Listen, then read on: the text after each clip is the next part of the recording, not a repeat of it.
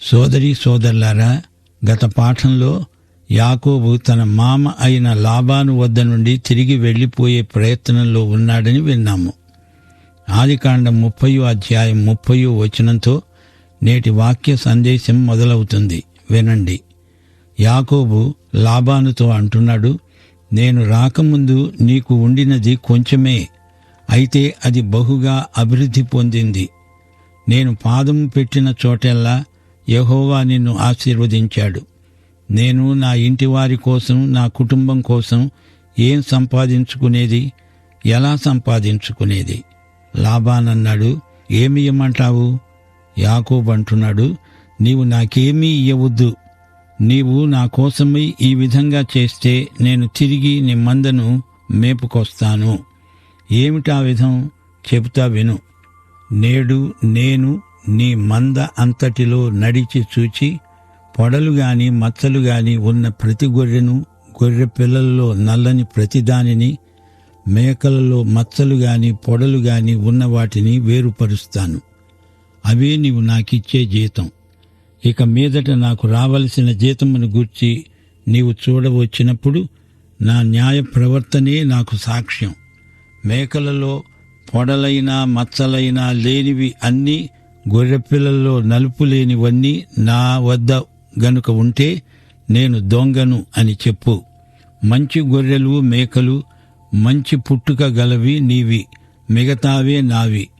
అదే నీవు నాకిచ్చే జీతం, అది నాకు చాలు. లాబానుకు ఇది లాభసాటి బేరం అనిపించింది. లాబాన్ అన్నాడు, మంచిది, నీ మాట చొప్పుననే కానియ్యి. నాసిరకం గొర్రెలు మేకలు వేరుగా ఉంచబడినాయి, మంచివి ప్రత్యేకంగా ఉన్నాయి. ఇవి ఈనితే అన్నీ లాబానువే. ఆ రోజున లాబాను సారగాని మచ్చగాని ఉన్న మేకపోతులను, పొడలు మచ్చలు ఉన్న పెంటి మేకలను అన్నిటినీ, కొంచెము తెలుపు ఉన్న ప్రతిదానిని, గొర్రె పిల్లలలో నల్లవాటిని అన్నిటినీ వేరు చేసి తన కుమారుని చేతికి అప్పగించి తనకు యాకోబుకు మధ్య 3 రోజుల ప్రయాణమంత దూరం ఉంచాడు. లాబాను యొక్క మిగిలిన మందను యాకోబే మేపుతున్నాడు. యాకోబు చినారు, జంగిసాలు అనే చెట్ల చువ్వలను తీసుకొని ఆ చువ్వలను తెల్ల చారలు కనపడేటట్లు అక్కడక్కడ వాటి తొక్కలు ఒలిచి, మందలు నీళ్లు త్రాగవచ్చినప్పుడు అవి చూలు కట్టడానికి అతడు తాను ఒలిచిన చువ్వలను మందలు తాగడానికి వచ్చే కాలువల్లో నీళ్ల గాడులలో వాటి ఎదుట పెట్టగా, మందలు ఆ చువ్వల ఎదుట చూలు కట్టి చారలు పొడలు మచ్చలు గల పిల్లలను ఈనాయి. ఇదంతా యాకోబు ఉపాయం. ఇది తేలికగా కొట్టిపారేయాల్సిన కథ కాదు, మూఢనమ్మకం కాదు. లాబాను, యాకోబు వీరిద్దరికీ ఒక నమ్మకం ఉంది. చినారు జంగిసాలు చువ్వల మీద తెల్లని చారలుంటాయి. వాటిని బట్టే తెల్ల చారలు గల గొర్రె పిల్లలను గొర్రెలు ఈనుతాయి. ఇందులో ఎంత నిజముందో మనమేమీ తర్జన భర్జనలు చేయనక్కర్లేదు గాని యాకోబు ఆలోచన అంతా యుక్తే. మొదటి నుండి యాకోబు యుక్తిపరుడే. ఇక్కడ లాబాను యుక్తిలో తనను మించిపోయాడు. యాకోబు యుక్తి ప్రదర్శన ఎంత గొప్పదో చూచారా? దీని వివరాలు వచ్చే అధ్యాయంలో వినబోతున్నాము. ఇంతకు యాకోబు చేసింది ఏమిటంటే, చారలు పొడలు మచ్చలు గలిగిన ఈ గొర్రె పిల్లలను వేరు చేసి చారలు గల వాటి వైపు, లాబాను మందలలో నల్లటి వాటి వైపు మందల ముఖాలు పెట్టి తన మందలను లాబాను మందలతో ఉంచకుండా వాటిని వేరుగా ఉంచాడు. మందలో బలమైనవి చూలు కట్టినప్పుడెల్లా అవి చినారు జంగిసాలు చువ్వల ఎదుటనే చూలు కట్టేటట్లు యాకోబు మంద కన్నుల ఎదుట కాలువలలో ఆ చువ్వలను పెట్టాడు. మంద బలహీనమైనప్పుడు పెట్టలేదు. ఈ విధంగా బలహీనమైనవి లాబానుకు, బలమైనవి యాకోబుకు వచ్చాయి. యాకోబు అత్యధికంగా అభివృద్ధి చెంది విస్తారమైన మందలు, దాసదాసీ జనము, ఒంటెలు, గాడిదలు గలవాడయ్యాడు. ఈ సందేశంలో మా శ్రోతలకు యాకోబు కుమారుల పేర్ల జాబితా జ్ఞాపకం చేయడం అవసరమనుకుంటాము. ఇశ్రాయేలు జాతికి ఇవి 12 గోత్రాలు. వీరు గోత్రకర్తలు. జాగ్రత్తగా విని జ్ఞాపకం పెట్టుకోండి. లేయాకు పుట్టిన వారు 7. రూబేను, షిమ్యోను, లేవి, యూదా, ఇశ్శాఖారు, జెబులూను. 7వది దీనా కుమార్తె. రాహేలు యొక్క దాసి దానికి పుట్టినవారు 2, దాను, నఫ్తాలి. లేయా దాసిదానికి పుట్టినవారు 2, గాదు, ఆషేరు. రాహేలుకు పుట్టినవారు 2, యోసేపు, బెన్యామీను. 12 మగపిల్లలు, 1 ఆడపిల్ల, గంపెడు పిల్లలు. అపరిమిత కుటుంబం. ఇప్పుడు నాతో 31వ అధ్యాయంలోకి రండి. దేవుడు యాకోబుతో మాట్లాడి హారానును విడిచి వచ్చేయమంటున్నాడు. అబ్రహాము, ఇస్సాకు, యాకోబులకు దేవుడిచ్చిన వాగ్దత్త భూమికి యాకోబు జాప్యం చేయకుండా వెళ్ళిపోవాలి.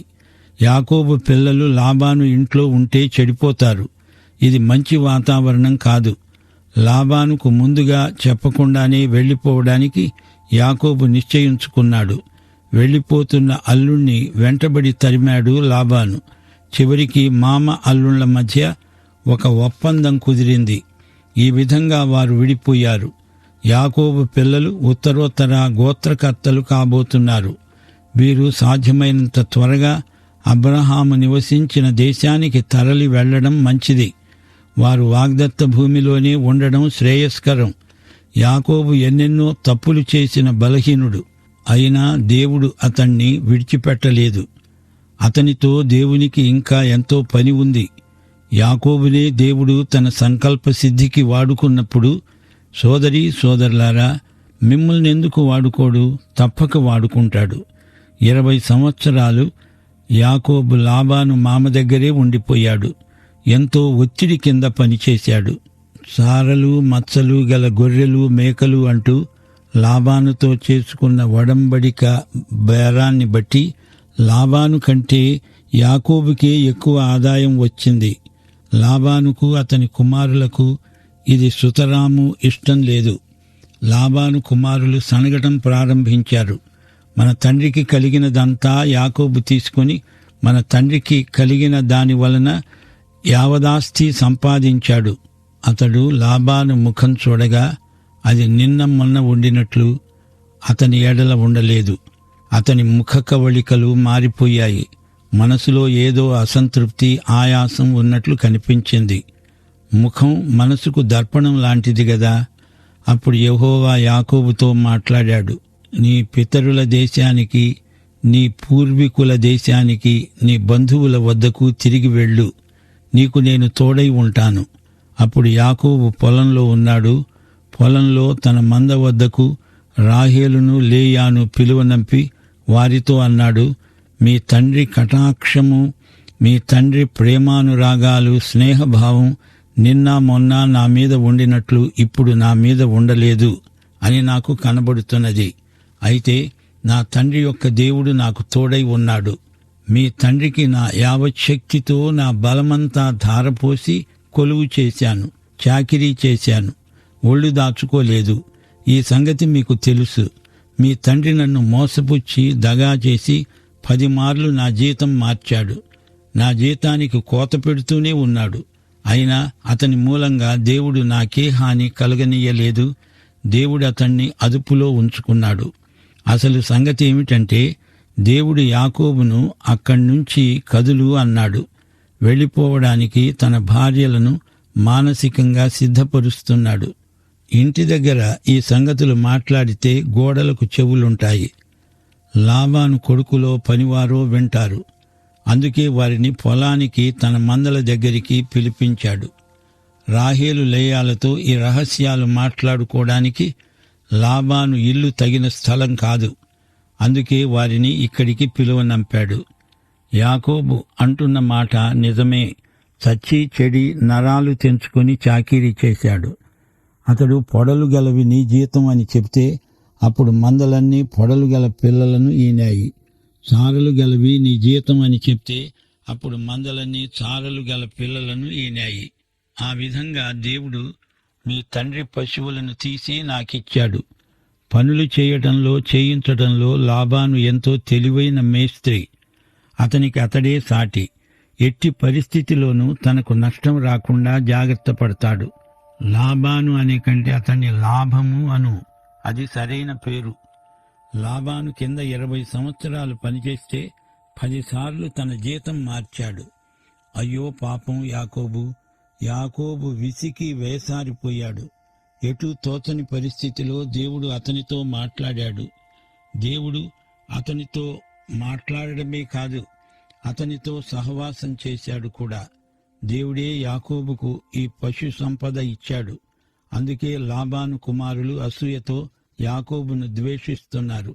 వెళ్లిపోవాలనే తన దృఢ నిశ్చయాన్ని యాకోబు వెలిబుచ్చుతున్నాడు. మందలు చూలు కట్టే కాలంలో నేను స్వప్నమందు కన్నులెత్తి చూడగా గొర్రెలను దాటే పొట్టేళ్లు, చారలు, పొడలు, మచ్చలు గలవి. ఆ స్వప్నమందు దేవుని దూత యాకోబును పిలిచాడు. యాకోబు, చిత్తం ప్రభు అని పలికాను. అప్పుడు ఆయన నాకు ఆజ్ఞాపించాడు. అన్నాడు, నీ కన్నులెత్తి చూడు, గొర్రెలను దాటుతున్న పొట్టేళ్లన్నీ చారలు గాని, పొడలు గాని, మచ్చలు గాని గలవి. లాబాను నీకు ఏం చేస్తున్నది అదంతా నేను చూచాను. నీవు ఎక్కడ స్తంభం మీద నూనె పూశావో, ఎక్కడ నాకు మొక్కుబడి చేశావో ఆ బేతేలు దేవుడను నేనే. ఇప్పుడు నీవు లేచి ఈ దేశములో నుండి బయలుదేరి నీవు పుట్టిన దేశానికి, నీ జన్మభూమికి తిరిగి వెళ్ళు. రాహేలు, లేయాలు తమ భర్తతో అన్నారు, ఇక మా తండ్రి ఇంట మాకు పాలు పంపులు ఎక్కడివి? మా నాన్న పోతే మాకు వచ్చే పిత్రార్జితం ఏమీ లేదు. అతడు మమ్మల్ని పరాయి మనుషుల్లాగా అన్యుల వలె చూస్తున్నాడు. మమ్మల్ని నీకు అమ్మివేశాడు. ఆ డబ్బంతా తనే తినేశాడు. దేవుడు అతని నుండి తీసి మనకిచ్చినదంతా మనది, మన పిల్లలది. కాబట్టి దేవుడు నీతో చెప్పినట్టెల్లా చెయ్యి. యాకోబు వెళ్ళిపోవాల్సిందే. ఒక్క క్షణం జాప్యం చేయడానికి వీల్లేదు. ఇప్పటికే కాలాతీతమైంది. లాబాను ఇల్లు విగ్రహారాధన స్థలం. దేవుడు అబ్రహామును ఊరు నుండి బయలుదేరదీశాడు. ఇక్కడ యాకోబును కూడా వెంటనే బయలుదేరమంటున్నాడు. ఈ లాబాను లుబ్ధుడు, పిసినారి. తన కూతుళ్లకు కూడా చిల్లి గవ్వ అయినా ఇయ్యడు. ధనాపేక్ష సమస్త కీడులకు మూలం. లాబానును అతని కుమార్తెలే నమ్మరు. ఈ రోజుల్లో కూడా అనేకులు విశ్వాసులమంటూ చెప్పుకుంటారు గాని డబ్బు విషయంలో వారిని నమ్మటానికి వీల్లేని పరిస్థితులు కనపడుతున్నాయి. ధనాన్ని దేవుడు నీకు అప్పగించినప్పుడు దానితో నీకు ఇష్టం వచ్చినట్టు చేయడం నాయకత్వ లక్షణం కాదని మనవి చేస్తున్నాము. ఈ ఇద్దరు స్త్రీలు లేయా, రాహేలు ఏమంటున్నారో విన్నారా? దేవుడు చెప్పినట్లే చెయ్యండి. ఈ మాటలు అచ్చం మరియా గలిలయలోని కానాలో పెండ్లి సందర్భంలో పరిచారకులతో అన్న మాటల్లాగే ధ్వనిస్తున్నాయి. ఆయన చెప్పినట్లే చెయ్యండి. దేవుడు చెప్పినట్లు, యేసు ప్రభువు చెప్పినట్లు, పరిశుద్ధాత్మ నడిపించినట్లు చేయడం మనకు ఎంతో ఆశీర్వాదం. యాకోబుతో వారిద్దరూ పూర్తిగా ఏకీభవించారు. యాకోబు తీర్మానాన్ని సమర్థిస్తున్నారు.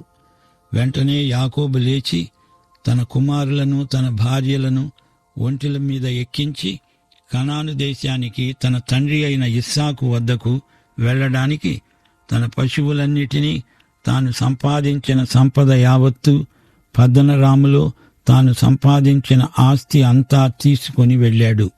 లాబాను తన గొర్రెల బొచ్చు కత్తిరించడానికి వెళ్లి ఉండగా రాహేలు తన తండ్రి ఇంటనున్న గృహదేవతలను దొంగిలించింది. యాకోబు ఆదరాబాదరాగా హడావిడిగా బయలుదేరుతున్నాడు. 20 ఏండ్ల క్రిందట తన అన్న ఏశావు నుండి ఇలాగే పారిపోయి వచ్చాడు. ఇప్పుడు లాబాను మామ నుండి పలాయనం చిత్తగిస్తున్నాడు. ఈసారి మటుకు ఇది మంచి పనే చేస్తున్నాడు. సకుటుంబ సమేతంగా ఆస్తిపాస్తులతో గొడ్డు గోదాతో పారిపోతున్నాడు. యాకోబు ఇదేమిటి ఇలా చేస్తున్నాడు? రాహేలు గృహదేవతలను దొంగిలించింది. లాబాను కుటుంబం విగ్రహారాధికుల కుటుంబం. అందుకే దేవుడు యాకోబు పిల్లలను అక్కడ ఉంచకూడదు అన్నాడు. విగ్రహారాధన సంస్కృతి దేవుని బిడ్డలకు బహుదూరం. రాహేలు విగ్రహారాధన సాంప్రదాయంలో పుట్టి పెరిగింది. తన దేవతలను తనతో తీసుకువెళ్తాను అనుకుంది. రాహేలు పుట్టింది, పెరిగింది విగ్రహారాధికుల కుటుంబం. యాకోబు దేవుని నుండి పారిపోదామని వెళ్లిపోయాడు. బేతేలులో దేవుడు కనిపించాడు. ఇక్కడ రాహేలు అనే విగ్రహారాధికురాలు తన దేవుణ్ణి తనతో మోసుకుపోతాను అంటోంది. అదేమిటి? దేవుడు నిన్ను మోసుకుపోతాడు. 139 కీర్తన 7వ వచనంలో దావీదు అన్నాడు, నీ ఆత్మ నుండి నేను ఎక్కడికి వెళ్తాను? నీ సన్నిధి నుండి నేను ఎక్కడికి పారిపోతాను? నేను ఆకాశానికి ఎక్కినా నీవు అక్కడ ఉన్నావు. నేను పాతాళమందు పండుకొన్నా నీవు అక్కడా ఉన్నావు. మరణము కూడా నిన్ను నీ దేవుణ్ణి ఎడబాపనేరదు. నేను వేకువ రెక్కలు కట్టుకొని సముద్ర దిగంతములలో నివసించినా అక్కడ నీ చెయ్యి నన్ను నడిపిస్తుంది. నీ కుడి చెయ్యి నన్ను పట్టుకుంటుంది. చంద్రమండలానికి వెళ్ళినా దేవుని నుండి నీవు పారిపోలేవు. లాబాను తన గొర్రెల బొచ్చు కత్తిరించడానికి వెళ్ళిపోయాడు. గొర్రెలు ఆయా స్థలాలలో మేస్తూ ఉంటాయి. అతడు చాలా దూరం వెళ్ళిపోయాడు. లాబాను ఇంట లేనప్పుడు యాకోబు పరారీ అయిపోయాడు. లాబానుకు చెప్పలేదు. చెప్పడానికి అతడు ఇంటి దగ్గర లేడు. యాకోబు తాను పారిపోతున్నానని సిరియావాడైన లాబానుకు తెలియజేయనందుచేత అతణ్ణి మోసపుచ్చిన వాడయ్యాడు. అతడు తనకు కలిగినదంతా తీసుకొని పారిపోయాడు.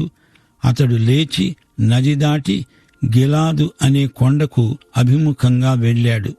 అది యొర్దాను నదికి తూర్పు దిక్కున ఉంది. చాలా దూర ప్రయాణం చేశాడు. యాకోబు పారిపోయాడని 3వ రోజు లాబానుకు వార్త అందింది. అప్పుడతడు తన బంధువులను వెంటబెట్టుకుని 7 రోజుల ప్రయాణమంత దూరం అతన్ని తరుముకుంటూ పోయాడు. గిలాదు కొండ మీద అతన్ని కలుసుకున్నాడు. లాబాను చాలా వేగంగా వచ్చేశాడు. యాకోబు మీద అతనికి గొంతు దాకా కోపం ఉంది. అతన్ని చిక్కితే చంపేయాలని ఉన్నాడు. అయితే రాత్రి స్వప్నమందు దేవుడు సిరియావాడైన లాబానుకు కనపడి అన్నాడు, నీవు యాకోబుతో మంచిగాని చెడ్డగాని మాట్లాడవద్దు. జాగ్రత్త సుమా. యాకోబును నీవు ఏమీ అనకూడదు. అతనికి నీవు ఏ కీడు చెయ్యకూడదు అన్నాడు. ఆదికాండం 31వ అధ్యాయం 24వ వచనం వరకు వచ్చాము. ఈ సందర్భంలో సోదరీ సోదరులారా, మనమున్న వాతావరణాన్ని గురించి మీకు కొన్ని మాటలు చెప్పగోరతాను. యాకోబు కుమారులు సరైన వాతావరణంలో లేరు. అందుకని వారిని అక్కడి నుంచి దేవుడు తప్పిస్తున్నాడు. వాతావరణం, పరిసరాలు మనకు ఎన్నో సమస్యలు తెచ్చిపెడతాయి అంటున్నారు మేధావులు. 24వ కీర్తన 1వ వచనం మననం చేయండి.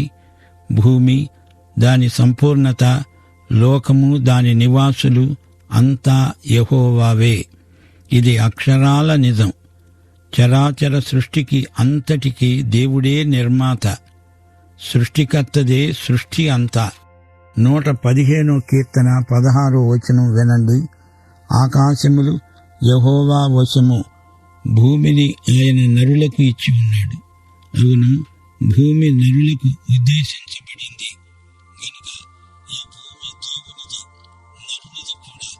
ఇది దేవునికి మనకు ఉమ్మడి సొత్తు. దేవుడు చేశాడు గనుక దేవునిది, మనకు దానిని ఇచ్చాడు గనుక మనది. మనిషి దేవునికి బాధ్యుడు. ఈ భూమిపై దేవుడు మనకిచ్చిన అధికారం అది మనకు హక్కు కాదు, దేవుని అనుగ్రహము మాత్రమే. ఈ సమస్తానికి సృష్టికర్త అయిన దేవుడు ఈ బాధ్యతను మనకిచ్చాడు.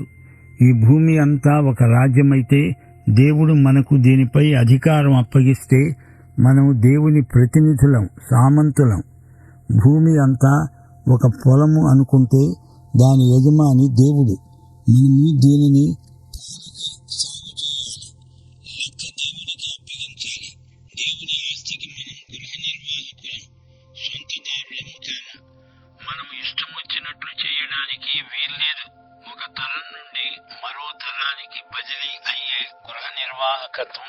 క్రమబద్ధంగా జరగాలని దేవుని చిత్తం.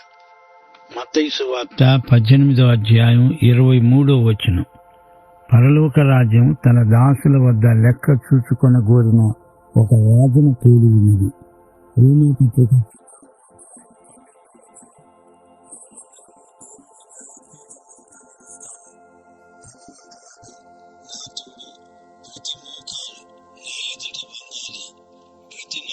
దేవుణ్ణి స్తుతించాలి.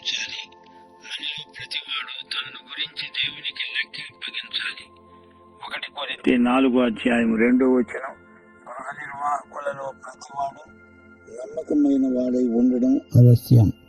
లాబానుకు ఈ సంగతులు తెలియవు, అందుకే అతడు తప్పటడుగు వేశాడు.